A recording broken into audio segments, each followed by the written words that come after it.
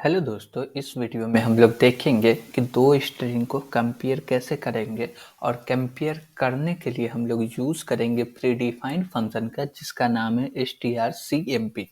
तो चलिए हम लोग वीडियो को स्टार्ट करते हैं। सबसे पहले हम लोग strcmp प्रीडिफाइंड फंक्शन जो है उसको समझ लेते हैं थोड़ा सा कि वो कब क्या रिटर्न करेगा, तो उससे हमको क्या समझ में आएगा।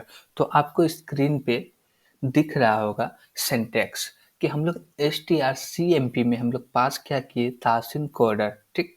और x एक इंट टाइप का वेरिएबल है, इसके अंदर डेटा आएगा जब ये दोनों वेरिएबल इक्वल होंगे, यानी कि दोनों स्ट्रिंग इक्वल होंगे। जैसे यहाँ पे हम लोग दे दिए क्या, तासिन और कोडर, ये दोनों इक्वल नहीं है तो क्या है, डिक्शनरी ऑर्डर में है।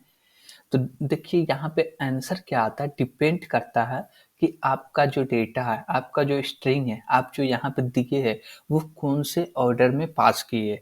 इक्वल होगा दोनों डेटा तो यहाँ पे रिटर्न करेगा 0 और x के अंदर आ जाएगा 0।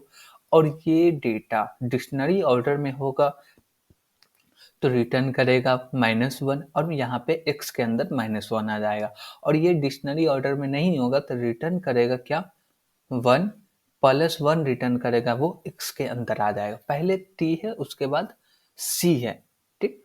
तो ये डिक्शनरी ऑर्डर में नहीं है तो इसको रिटर्न करेगा 1, इसका आंसर आएगा 1। अब यहीं पे दोनों सेम रहता तो इसका रिटर्न आता 0, या पहले कोडर रहता फिर तासिन रहता तो इसका रिजल्ट जो आता है, x के अंदर जो वैल्यू आता वो आता -1।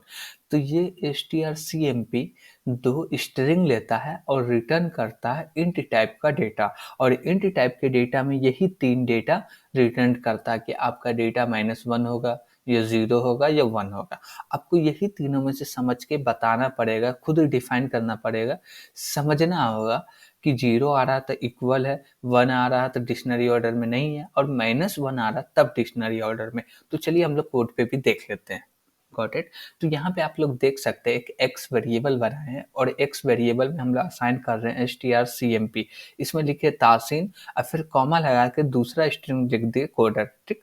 तो अब भी इसका रिजल्ट क्या आने वाला, अभी ये क्या इक्वल है, नहीं है। डिक्शनरी ऑर्डर में है, नहीं है।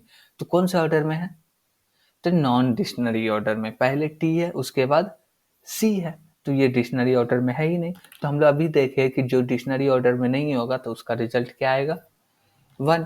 तो यहाँ पे 1 वाला कौन है, ये सबसे लास्ट में। तो ये प्रिंट क्या करेगा, string are not dictionary order. तो चलिए इसको हम लोग रन करके भी देख लेते हैं। तो यहाँ पे आप लोग देख सकते हैं कि क्या प्रिंट हो रहा है, string are not dictionary order. Got it. अब क्या है कि हम स्ट्रिंग को सेम कर दे, सेम कैसे होगा भाई, तो हम लोग यहाँ पे लिखते हैं तासीन, ठीक। अब दोनों स्ट्रिंग सेम हो गया, सेम हो गया तो चलेगा ये वाला। लाइन नंबर 7 का इफ कंडीशन ट्रू होगा तो लाइन नंबर 8 चलेगा और प्रिंट कर देगा क्या, कि string are same. Got it. तो यहाँ पे आप लोग देख सकते हैं कि ये प्रिंट कर रहा क्या, string are same. Got it. तो दोनों स्ट्रिंग सेम है इसलिए यहाँ पे प्रिंट कर दिया स्ट्रिंग आर सेम। इसी प्रकार से अब यहाँ पे हम लोग कोडर दे दिए, क्या कर दिए, कोडर दे दिए। तो अब ये डिक्शनरी ऑर्डर में पहले सी आता है, ठीक है, उसके बाद टी आता है तो फिर ठीक है। ये डिक्शनरी ऑर्डर में है तो डिक्शनरी ऑर्डर में तो रिटर्न करेगा -1, और एक्स के अंदर -1 होगा तो प्रिंट क्या करेगा, स्ट्रिंग आर डिक्शनरी ऑर्डर। इसको भी रन करके देख लेते। तो आप लोग यहाँ पे देख सकते हैं कि प्रिंट हो रहा है string are dictionary order. Got it. तो यहाँ पे हम लोग जो भी समझे उसका प्रैक्टिकल कोड के साथ देख लिए, strcmp फंक्शन का कोड, ठीक। तो ये तीन वैल्यू रिटर्न करता, वो भी इंट टाइप का। वो सिचुएशन पे डिपेंड करता है कि आप कैसा डेटा पास किए, उसी हिसाब से वो रिटर्न करेगा -1, 0 या 1। Got it.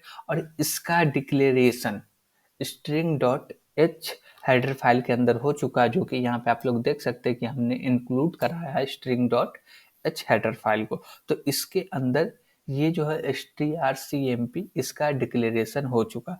तो इसको जब भी यूज करेंगे तो ये हेडर फाइल को इंक्लूड करने की जरूरत पड़ेगी। तो आज के लिए इतना ही। Thank you.